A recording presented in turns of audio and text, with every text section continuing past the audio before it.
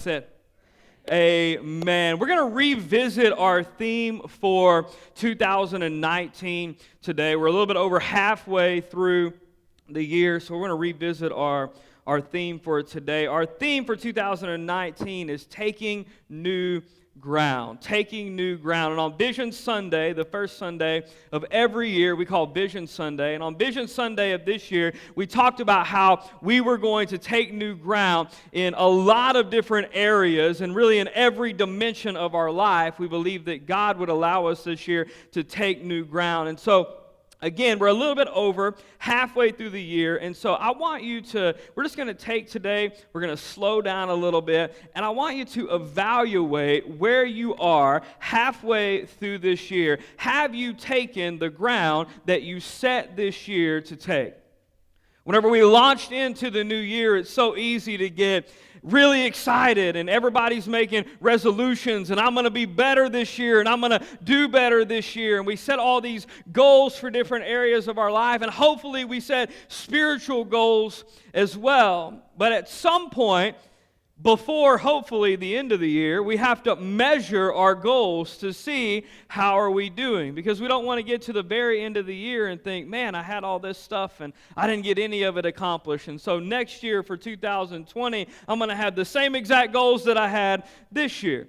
If we'll stop in the middle, hopefully a few different times, if we'll stop in the middle and really evaluate where we are and how we've grown and the opportunities that we still have to grow, then maybe we can course correct if we need to. So I want you to think about a few different areas that we specifically talked about on Vision Sunday of this year where we were going to take new ground. If you're married, I want you to really consider, is your marriage healthier? Is your marriage stronger? Have you taken new ground together in your marriage already this year?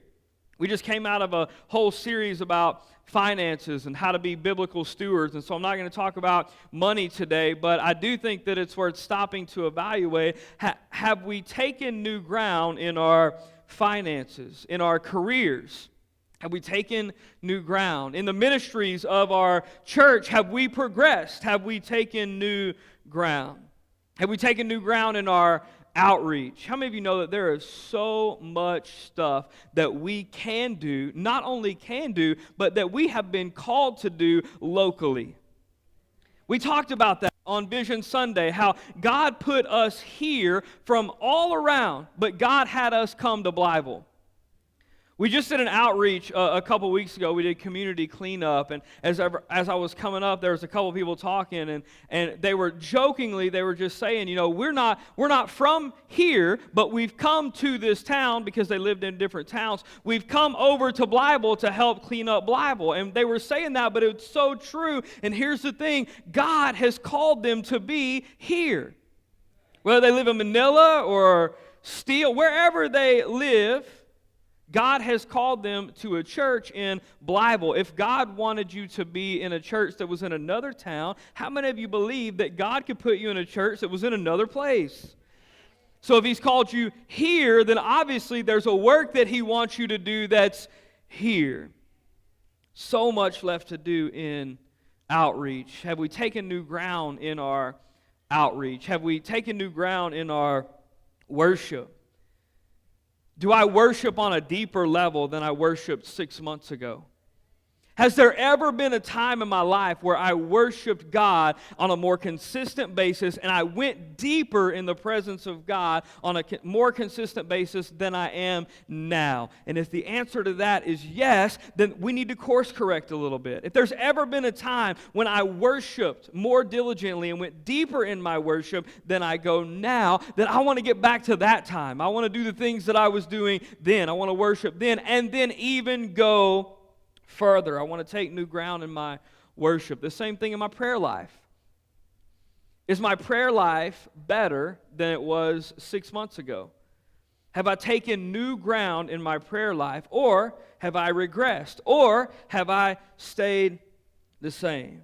Are we taking new ground in our prayer life, in our faithfulness, in our discipline, which crosses, again, all dimensions of life? Am I taking new ground in the way that I'm disciplined, in the way that I handle my finances, in the way that I eat, in the way that I pray, in the way that I'm faithful to church? It goes across all of them. Am I taking new ground in my discipline? Am I taking new ground in my discipleship? We talked about this just a couple of minutes ago. We're trying to equip you to be able to grow in your discipleship on a consistent basis. Just everyday discipleship. Every day we're praying. Every day we're reading. Every day we're studying. We're growing in our discipleship. Have we taken new ground in all of the areas of our life where we set out this year to take new ground? In the first week of this year, in our vision casting message, we talked about Joshua chapter number 3, verses 1 through 4. Joshua 3, 1 through 4. Then Joshua rose early in the morning, and they set out from Shittim. And they came to the Jordan, he and all the people of Israel, and lodged there before they passed over. At the end of 3 days, the officers went through the camp and commanded the people, as soon as you see the ark of the covenant of the Lord your God being carried by the Levitical priests, then you shall set out from your place and follow it. Yet there shall be a distance between you and it, about 2,000 cubits in length. Do not come near it, in order that you may know the way you shall go. Here it is, for you have not passed this way before. We talked about taking new ground. God was calling us into places where we have never been before. In that message, we talked about how God is the source of all things. That if we're going to take new ground, it's going to be because God is our source. We talked about God leading the way. Not only is He the source within us, but He's the one who leads the way to new ground. We talked about how if we're going to take new ground, it means that we're going to have to fight new battles. That's the one we don't like, right? We love the promise of new ground. We don't always love the reality that to gain the promise of new ground, we're going to have to fight battles that we've never fought before. We talked about how taking new ground means overcoming life at its hardest. How when the Israelites here were getting ready to cross over the Jordan, it was in flood stages. It was the hardest time of the entire year to cross over the Jordan. That's exactly when God told them that they should cross. Taking new ground sometimes means that we're going to have to face life at its hardest. Taking new ground means that we're going to remember what God has already done for us. Just like the song that we sang last. I've seen you move mountains, and I believe that I'll see you do it again. Why? Because the character of God does not and will not and cannot change. So if He brought you through it before, that can give us confidence to know that He'll bring us through it again. Taking new ground. I don't know about you guys, but I can lose my focus really quickly. It's amazing with all, I know most of you guys are, you look at me on Sunday mornings and whenever I'm talking, you're looking at me and you're pretty focused. But if you stood up here and you looked out and you saw all the things that I see on a Sunday morning, you would know, and you knew me, you would know that it is a miracle from God every single week that I can talk for more than 2 sentences without chasing some rabbit or my mind running off somewhere. I can lose focus really fast. The other day, we were in the office, and I was telling Danica, I went into her office, and I forgot what I came in there for. The walk was so long, 10 steps. So I sat down and I thought about it for just a minute. And I came up with what it was, and we talked about it. And I said, okay, I'm going to go do that now. And I walked back into my office. And then later on that night, Danica said, hey, how did that all come out? And you know what had happened was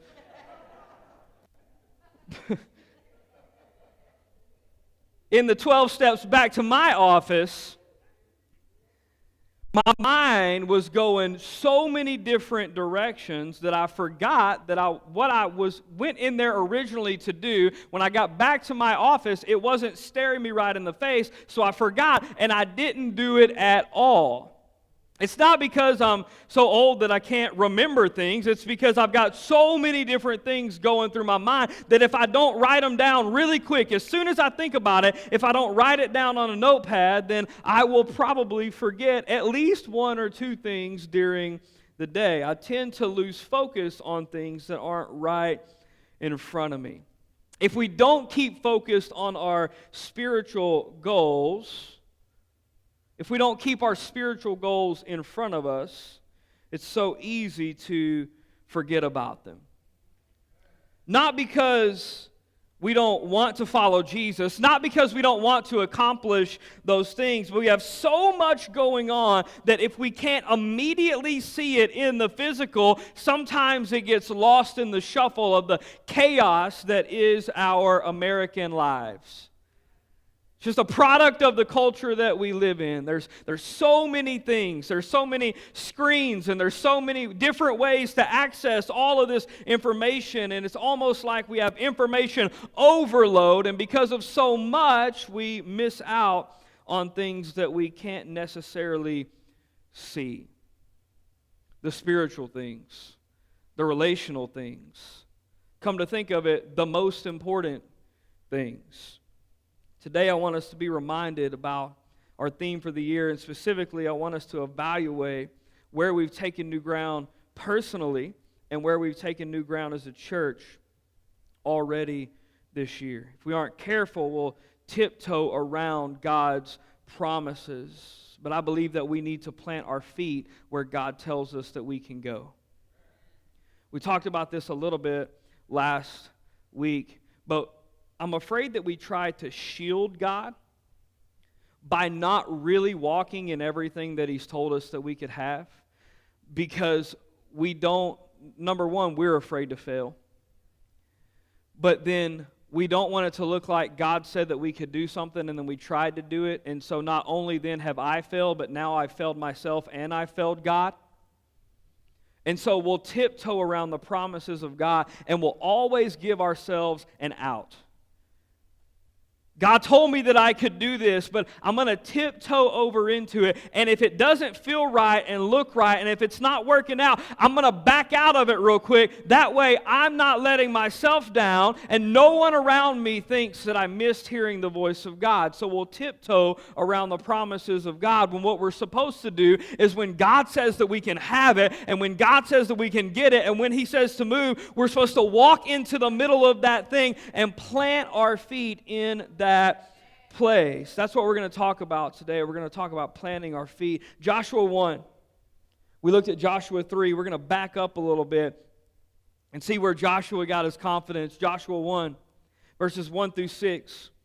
After the death of Moses, the servant of the Lord said to Joshua, son of Nun, Moses' aide, Moses, my servant, is dead. Now then, you and all these people get ready to cross the Jordan River into the land I am about to give them to the Israelites. Verse 3, I will give you every place where you set your foot, as I promised Moses. That's an important verse for us for the day. Verse 3, I will give you every place where you set your foot, as I promised Moses. Your territory will extend from the desert to Lebanon, from the great river, the Euphrates, all the Hittite country, to the Mediterranean Sea in the west. Verse number 5, no one will be able to stand against you. I love that. No one will be able to stand against you all the days of your life. As I was with Moses, so I will be with you. I will never leave you nor forsake you. Verse 6, be strong and courageous, because you will lead these people to inherit the land I swore to their ancestors to give them. We need to understand a couple of things about this verse if we're going to go and we're going to plant our feet. We're going to set our feet. We're going to take what God has promised that we can have. Number one is this: God sets the parameters of your blessing. God sets the parameters of your blessing. Verse number 4, He says, I'll give you everywhere where you set your foot, as long as you set your feet where I tell you to set them. And here's where you should go. You can have it all as long as you go. Verse 4, your territory will extend from the desert to Lebanon, from the great river, the Euphrates, all the Hittite country, to the Mediterranean Sea in the west. God sets the parameters of the blessings that we live in. One of the most difficult things about parenting for me is figuring out when and where and how and why to set parameters. And one of the challenging things now that we have two sons instead of just one son. See, when we just had one, we only had to figure out one puzzle. Now we got two, and they're two completely different puzzles. And so trying to set parameters around them so that they have fun and that they have good lives, but they also live protected lives is difficult because each one of them they test parameters in different ways. They test their parameters in different ways. Judah will come up, and if you say, hey, don't go across that line, Judah's going to walk up to the line, and then he's going to stick his pinky toe over it, and he's going to look at you. Like, you mean this line? This is the one you didn't want me to cross? But then, if you get firm with him, yes, that's the line that you weren't supposed to cross, he'll turn around. He won't be happy about it, but he'll turn around and he'll walk away and he won't come back to the line, at least not for a while. Brantley's the exact opposite. Brantley can be walking. He started walking, which is a whole nother trip. So Brantley will be walking up towards something, and he'll go to reach his hand out for it, and all you got to do as Brantley is be like, no. And he'll stop, and he'll look at you, and the saddest face that a human being can make will come over his face, and he'll drop his whole countenance can change like that, and he'll start crying, looking at you, making you feel terrible about your parenting in that moment, and huge crocodile tears. I mean, he can turn them on like that. You say no, he stops, he's going to cry, he's going to have a huge fit, like he'll never do that thing again. But here's what Brantley does. He waits until you turn around and walk away, and he gets into it anyway. He doesn't even pretend like he's going to go away like Judah does. He's sneaky. He's mischievous, right? We all test parameters in different ways. I believe that we do the exact same thing as children of God. I believe that we test the parameters that God lays out for us, and we all test them in different ways. The Bible, God's Word, lays out the parameters by which we are to live. And in the same way that I lay out parameters for my sons to bless them and to protect them, the Bible does the exact same thing for us. The Bible lays out parameters not to restrict us, not to punish us, but to make sure that we walk in what God has for us. We can only walk in everything that God has for us when we're willing to walk in the parameters that He gives to us. We do this in different areas of our lives. We test biblical parameters for marriage and for relationships, for ethics and morals. We'll walk up to the line and we'll say, okay, is this okay, God? And we'll test the parameters that God sets out for us. How many of you want to walk in the blessing of God? Everybody, right? If you're here today, then you want to walk in the blessing of God. Okay, here's one. How many of you want to walk in the knowledge that God has for you to walk in? Right? Everybody who's here today wants that. Well, did you know that you can? Guaranteed 100% of the time, you can walk in the knowledge that God has for you to walk in. His Word says that we can in Proverbs 2, 1 through 5. Verse number 5 says, "Then you will understand the fear of the Lord and find the knowledge of God." Period. That's it. Then you will understand the fear of the Lord, and you will walk in the knowledge of God. How many of us, again, want to walk in the knowledge of God? Everybody. But get this, there are parameters around that promise. We all want to jump right to verse number 5. I'll take the fear of the Lord. Give me the knowledge that God has for me to walk in. But we can't get to number 5 without going through verses 1, 2, 3, and 4. What do they say? My son, everybody say if you accept my words and store up my commands within you, turning your ear to wisdom and applying your heart to understanding. Indeed, everybody say if. You call out for insight and cry aloud for understanding. And there you go, we're getting it. You look for it as silver and search for it as hidden treasure. Then you will understand the fear of the Lord and find the knowledge of God. Do you see what God did in verses 1 through 4? He set out the parameters. He said, if you will do this and this and this and this, then you can have this. It's an if-then statement, but the then is contingent on us fulfilling the if. We all want to walk in the knowledge, but we have to accept the words and store His commands within us. We have to call out for insight. We have to search for it like it's a hidden treasure. And when we'll do the things that God lines out for us to do, then and only then can we walk in the knowledge that God has for us. We're currently doing a church-wide Bible study through Romans 10, verse number 9. If you declare with your mouth Jesus is Lord and believe means, and if you believe in your heart that God raised Him from the dead, then you will be saved.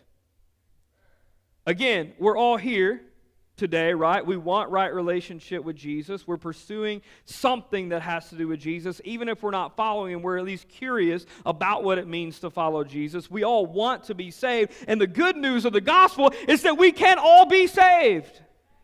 We can all have it. We can all have Romans verse 10. Then you will be saved. Period. It's a declaration over your life. You will be saved. But that's the then part. We have to fulfill the parameters that God lays out first. If I'll declare with my mouth Jesus is Lord, and if I'll believe in my heart that God raised Him from the dead, then and only then can I be saved. Who wants to be saved from an eternity in hell to paradise forever with God? We all do. But that promise and blessing comes with parameters. It comes with conditions. The good news of the gospel is that when we obey the conditions that God sets out, when we obey the parameters, that we always come out on top every single time. When my life lines up with the parameters that God lays out, I can't lose. If you're taking notes, I want you to write that down. When my life lines up with the parameters that God lays out, I can't lose. When I only put my feet where God tells me to put my feet, no more and no less, then I will always live in the promised blessing of God for my life. I'm going to say that one more time. When I only put my feet where God tells me to put my feet, no more and no less, then I will always live in the promised blessing of God for my life. How is that? Number 2, because nothing can stand against the promises of God in your life when you are willing to stand on the promises of God for your life. I'm going to say it one more time. Number 2, nothing can stand against the promises of God for your life when you are willing to stand on the promises of God for your life. Verse number 5 says, no one will be able to stand against you all the days of your life. As I was with Moses, so I will be with you. I will never leave you nor forsake you. Somebody should get excited about this today. When you go where God says go, and you plant your feet where God says to go, and when He says to go, there is nothing, the Bible says, not even the gates of hell that can stand between you and what God has promised you that you can have. Nothing can stand up against you when you're standing on the promises of God for your life. So if you're here this morning and you're waiting on a promise of God to become a reality, I need to remind you that Ephesians 6:13 says, therefore, put on the full armor of God, so that when the evil day comes, you may be able to stand your ground. And after you have done everything to stand. There are some people here this morning who you have done everything. God said to go, and you went. And you've planted both feet there. And now you've put yourself out there in faith. God's either going to come through or you're going to fail. You got to be reminded today that when you go and when you've done everything that you can do, the only thing that's left to do is to stand. To stand on the promises. As long as you're standing on the promises of God, there's nothing that can stop you from getting what God said that you could have. We got to keep standing on God's promises, on His grace, on His mercy, on His goodness. When you've done all that you can do, just keep standing, because God has promised us in His Word that He's going to give us every place where we set our foot, as long as we're setting our foot where God says to go. In a room this size, almost guaranteed that there are people who have been holding on to promises of God for a long time. And you're tired, and you feel like setting down. I came to remind you this morning to keep standing on the promise that God gave. There are people here today who you're holding on to promises that God gave you years ago, decades ago, about your family. And I came to remind you today to keep standing on the promises, because the Bible says, I'm getting ahead of myself now, it's okay. We're going to hit this again in a minute. But the Bible says that the gifts of God and the callings of God are irrevocable. That means that when God says you can have it, He never changes His mind. God's never going to say, this is going to happen in your life. I promise you that you're going to go here. I promise that you're going to do that thing. And because a period of time passes, He come back and say, you know what? That's actually probably not the best. That will never happen. The promises, the gifts, the callings of God are irrevocable in your life. Nothing can stand against the promises of God. Why? Number 3, when God says it, it's already done. When God says it, it's already done. Verse number 3 from our text this morning says, I will give you, future tense, I will give you every place where you set your foot, as I promised Moses. That's the NIV. But you can look at different translations, and verse number 3 reads like this: I have given you every place where the bottom of your foot steps, as I promised Moses. At first glance, those say two different things. Two very different things. One says, I will give you those places. One says, I have already given you the places where you're going to go. So at first glance, I'm a little bit confused. Will I get the places, or have the places already been given to me? One is future tense. One is past tense. But then I remembered that God doesn't play by the same rules of time that we play by. So actually it makes complete sense. Because when God says, I will give you that thing, it's as good as given. It's just like it's already happened. Because when God says, I will give you that thing later, we have to remember that God He's not confounded in time, constricted by time, the same way that we are. So when God says, I will give you that thing, that means that God has already been there, and He's already worked it out. He's pushed down every barrier that you're ever going to run up across. He's been there in that moment, and He just came back to this moment with you to say, hey, here in a couple years, I know that you can't see it right now, but you are going to have this thing. When God says you will have it, it's as good as already being done. Our confidence that nothing can stand in the way of the blessing of God comes from the knowledge that God has already been where we are going. He's already experienced everything there, taking care of it on our behalf. So my question this morning is, where have you taken new ground this year? If it's promised, and nothing can stop the promise as long as we walk in the promise where God told us to. We stand where God told us to stand. Nothing can stop the promise because God has already been there and given it to us. The only reason that we would be in the same place today as we were 7 months ago is because we're not standing on the promises of God where God said to stand. We can only walk in what God has for us when we're willing to walk in what God has for us. He said, I will give you every place that you go. which means the things have already been delivered. They're already yours, but you're going to have to do some work. We talked about that. You're going to have to fight new battles that you've never had to fight before. You're going to have to cross over the Jordan. You're not just going to be able to sit and wait on the blessing of God to come into your life. That's not how it works. We're going to have to walk into and stand in everything that God has told us that we could have. One of the reasons we don't grow is because we allow our feet to take us to comfortable places. I'll speak for myself this morning, not for you, because you guys look really holy today, so you're probably like way out of the box with Jesus. But with me, if I'm not really intentional, I'll let my feet take me to the same places every day because those are the places that I'm comfortable going. I'll let my feet take me into prayer time and remain there for the same amount of prayer time that I had yesterday and the week before and the month before and last year. Okay, it is just me. Okay, that's good to know.